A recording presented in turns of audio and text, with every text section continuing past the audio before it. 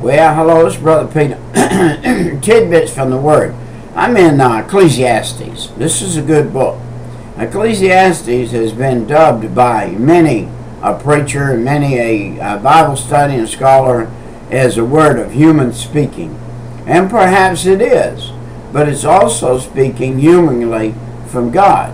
God is not so far out of touch with people that he does not know that he made us humans, and he made us humans for a reason, that we might be frail, that we may have to have a higher power in order to have comfort and peace in this life. The comfort and peace that we have in life, if it's not from God, you don't have any. What you have is temporary, and temporary peace and comfort is just exactly what it says it is. It's temporary. And if you just got temporary peace and comfort, you're going to try to make sure that you have it more and more in front of you. And the more you try to have it in front of you, the further away from it you get. And the reason why is you're trying to do it in your own self, and your own self can't please yourself. A man that tried to please himself has never been happy. He has never found the end of that trying to please himself. There is no end. It can't be found, and it can't be done, by the way. Did you know that the eye is never full of seeing? Did you know the ear is never full of hearing? That you can hear and hear and hear? Did you know that the fire is never satisfied? You can feed a fire and feed a fire and feed it and feed it and feed it. It will never ever be satisfied until it goes out, and then it will be, you can rekindle it, and it will do the same thing over and over again. And that's like self. Self is that way. It burns and it burns and it burns, and you can't give it enough. You can't satisfy it. You can buy everything under the sun. Boats and motors and trucks and campers and everything. I don't care what it is. And you can buy security. So there's no security. I tried to tell a friend of mine up the road last night. I was visiting, and he was talking about his security, where his security is right now. His security is in gold. Well, so I don't care if you got all the gold in the mountain. Unless somebody's there to buy it, it ain't worth a dime. And if somebody is there to buy it, and somebody else finds out you got it, and while you're making that transaction, whoever it is that finds out that you got it, when this world gets ruthless and rough like it's going to get in this United States of America, the minute they find out you fixing to trade it off or whatever, somebody's going to steal it. If they have to kill you to get it. Listen, you can get killed today for a pair of sneakers, and you're sure going to get killed for some gold if you got some. So be careful. Be careful. Be careful. Lay up not treasures on this earth, where moth and rust does corrupt, but lay up your treasures in heaven. Do you know how much gold I got? Do you know that I have a mountain? I have a mountain of gold, and I've worked on it. And I've worked on my mountain, and I'm working on it right now. I have a mountain of gold. It's in heaven. God said he's going to give it to me. He's going to let me walk on it. I'm going to walk on streets of pure gold. And you know who's going to own the street? My name's going to be on one of them. And I'm going to own it.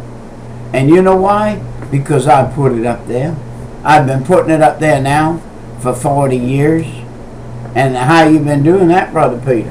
Well, I've been sending a little bit up every day. You send a little bit up every day for 40 years. You send a little bit up every hour for 40 years. You send a little bit up every minute for 40 years. And see if you hadn't got you some streets up there, some gold to walk on. Hey, it adds up. And then it compounds. And then the souls that you win, that win other souls, and whatever, it goes on and on and on. And it piles up. Look, let's see what Solomon was saying here in Ecclesiastes. But he said, you know, whatever goes around, comes around. This is where you find that saying in here. There is nothing under the sun This has never been done. Everything's been done. Everything's been tried. By the way, you talk. I need to get back in the book, but you talk about piling up. Hey, study. Just take for it. Oh my goodness! I wish I could get people to understand how much they would enjoy it and what they could learn by doing it. Look up everything you can on Solomon. If you've got a computer, and you must have if you're watching this, get in the Bible area and find Solomon and see what he had.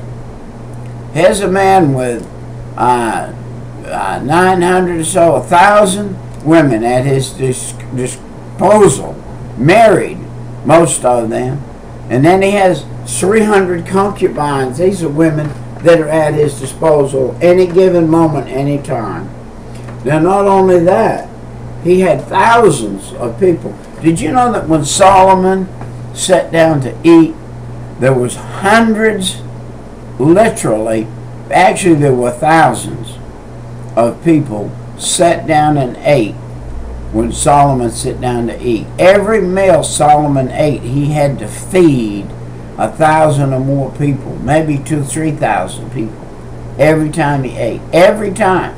3 meals a day, he fed 3,000, 4,000, 5,000 people every day, day in and day out. He had enough wisdom to be able to generate enough income and enough food and enough of everything to be able to feed that many people every day. Can you imagine how many cooks it took just to tend the kitchen? Can you imagine how many people it took just to take care of wash the utensils and clean up? Can you imagine how many people it took to just keep the place clean and swept around him?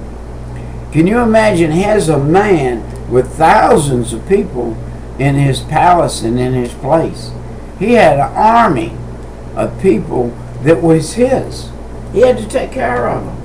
Well, that's pretty wise man that could do that, isn't it? But in the end, you know what he said? All.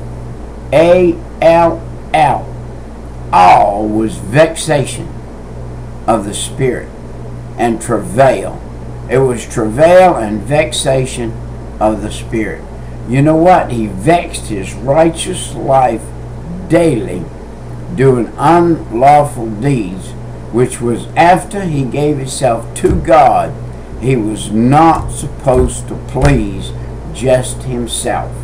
And that's what he ended up trying to do.